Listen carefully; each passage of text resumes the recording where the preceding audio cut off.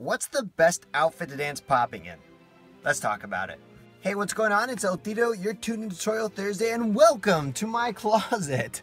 I'm gonna go over some of the coolest, weirdest, and funkiest outfits that I've seen dancers dance in. I'm gonna give you my advice as what kind of clothing you should wear to make your dance, especially in popping and freestyle, look good.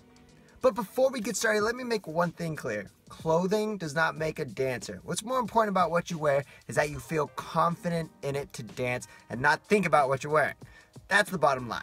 Now, if you're thinking practically about clothing, which would mean I want to wear clothing that's going to make my dance look better. For popping, there's two ways you can look at it. You really want stuff that is either really forming to your body, but loose enough that when you hit, you can see it through your clothing. And accessories are gonna help that too. So like necklaces, if I'm wearing a necklace and I pop, that's gonna shake. A beanie, when you're popping or you move, your beanie's gonna move with that too. So all these little things, think about it practically. Now, sometimes some of this clothing, it's not the most stylish. So it's like such a challenge because you're like, man, I wanna dance, I wanna look good, and I wanna feel good. Hats, really cool. Tank tops, Now, the thing about hats, is I know a lot of dancers, they're wearing them, they're gonna use their hat. And if you're gonna do a hat move, it's cool, that's fine, but don't drop your hat.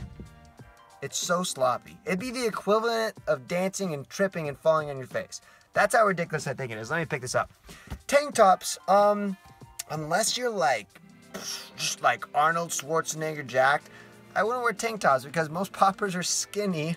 And the other thing too, like, if I'm hitting really hard on a tank top, it's really hard because there's no clothing that I can shake or move. It's just my bicep. So it looks like flexing, and it doesn't have that overall pop explosion hit. So usually I rule tank tops as a no-go.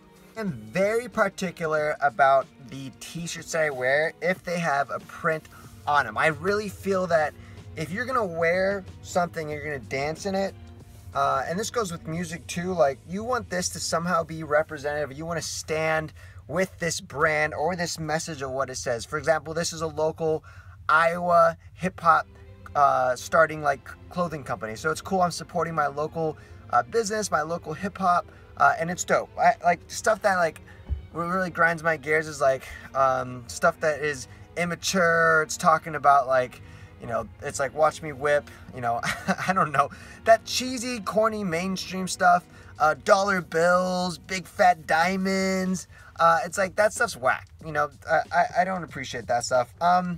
Shoes is a huge conversation. Everyone's like, what's the shoe so I can do a toe spin?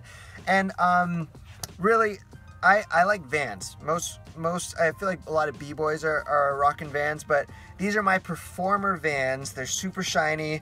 I wouldn't wear these when I practice. I wouldn't wear these when I'm dancing a showcase because they're a little too flashy, but for shows and gigs, these are my go-to shoes. I think it's important. Your practice shoe should be different than your battle shoe or your performance shoe. Especially your practice shoes, I mean, they should be ugly. If you have very, very clean practice shoes, it means you're not practicing enough. You know what I'm saying? Let's talk about jackets. Jackets are cool. You unzip them and you have a nice, like this is just a cotton shirt. When I hit, I have pretty much an extra layer that's gonna showcase the hit. Here's what is annoying and so overplayed out, especially like this very trendy Galaxy jacket. I'm not a big fan of it, but the thing is, people, maybe, I don't know if it's they get tired, I think it's a cool hip-hop look. They take this off and they wrap it around their waist, and it's like extremely played out.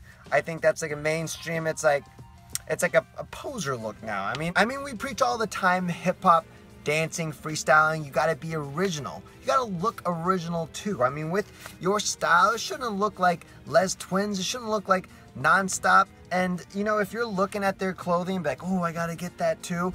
Like when this was a trend and fad, it's like, it's gonna die. Like, focus on developing your style, again, where you feel confident in. And man, just don't wrap it around your waist like all them posers.